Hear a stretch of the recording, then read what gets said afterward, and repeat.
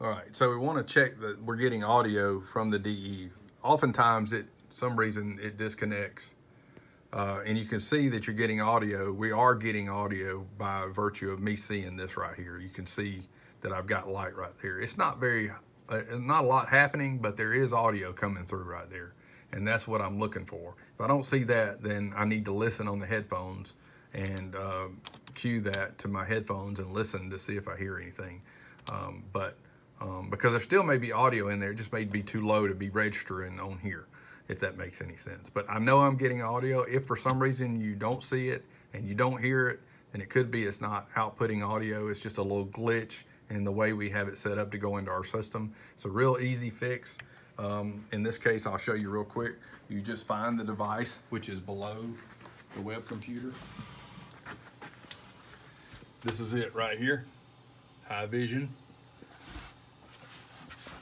Display Engine DVR. It comes out via DisplayPort and comes out here and goes into this device, which it's actually an HDMI out of this. It's a DisplayPort here, HDMI going into here, and this converts it to SDI so that it can go into our system and be routed.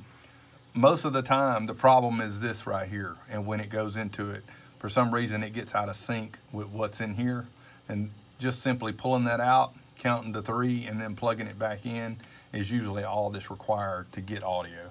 So 9 times out of 10, when you unplug that and plug it back in, it resyncs in here and audio starts coming through like it's supposed to. That's just something to keep in mind. But there are times when you'll need to reboot the High Vision DVR, and I'm going to show you how to do that too. Like with the K2, we reboot this before all services, all service blocks, I should say. But to do that, you click on the little 3 little hyphens or whatever they are right there. You come down to administration. To reboot, you come over to network. Why it's under network, I don't know. You scroll all the way to the bottom, click on reboot, and then click confirm, and it'll reboot. I'm not going to do it right now, but what will happen when you click on that is it'll disconnect, and you'll end up back at that login screen right there. So I'm going to go back to the production center real quick. But that's what happens. You got to wait. It takes about 5 minutes to reboot. Once it's done, you can double click on this again, and it should come up.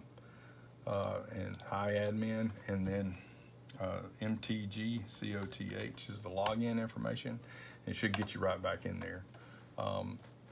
So anyway, that's kind of how this works. Again, this is a cloud-based. This is your different clouds that we load the video to. You can see, even though I close it out, it's still playing back. So that's pretty cool. It's a solid device, but it does have some little quirks that you have to work around. But once you figure out those quirks, it's very simple to use. I'm not even sure which DVR we're in. I'm looking to see, oh, we're in 8 o'clock. See the little eyeball is showing us where we are. But anyway, on a typical Sunday morning, when it's live, none of these will have any video content in there. And once you get information from Grants Mill that they're online, that's when you would click on it. So they would say the DVR1 is up on the DE. Then you would click on this. You click on this button right here that takes you to the very end. Click on go to end, and then you click go live. And that takes you to the end of the stream, wherever it's at, and then you go live at that stream point too. So that when you get to so that this stays up and running live while you're over here getting ready to pause and play back with your primary. This is it's at this point where you would want to check the audio and make sure it's outputting, and I just glanced over there and it's outputting just fine. The good news is once you've gotten past that and you know you're getting audio, it's always going to output audio. This thing's gone all the way to the end because it's just a full it's a full block in there. It's not I say a full block, it's a full service in there, and they're not streaming anything to it right now. It's just a cloud a video out on the cloud that's sitting there until they flush it out in preparations for the next set of services. So there's a lot of information down here at the bottom.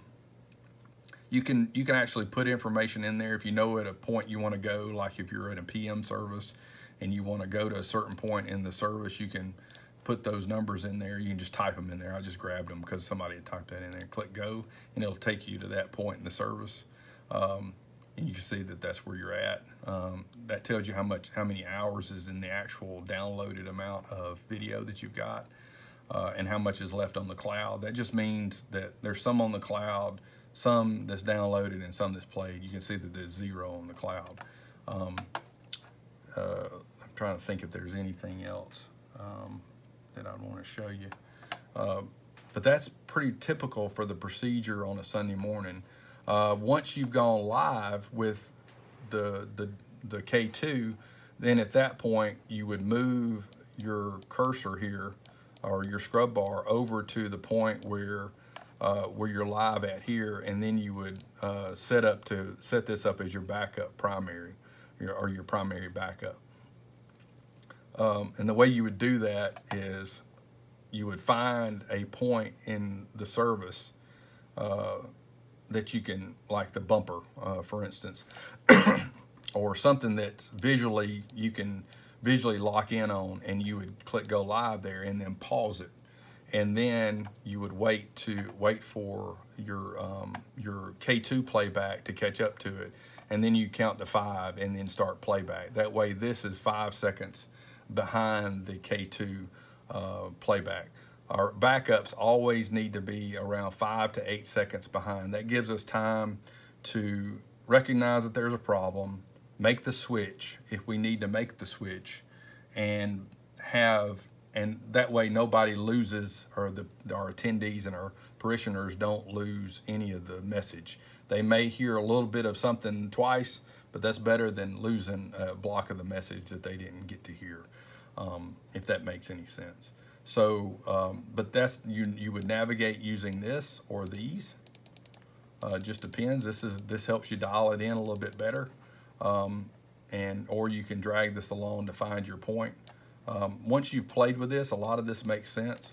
I'm just showing you some different things that you can do, techniques to get to a point. So like if we were in the merge and we were still in this part, with Miss Tammy and Pastor Chris talking or whatever, and this is, in the future of the stream of the K2, then I could get to this point right here and hit go live.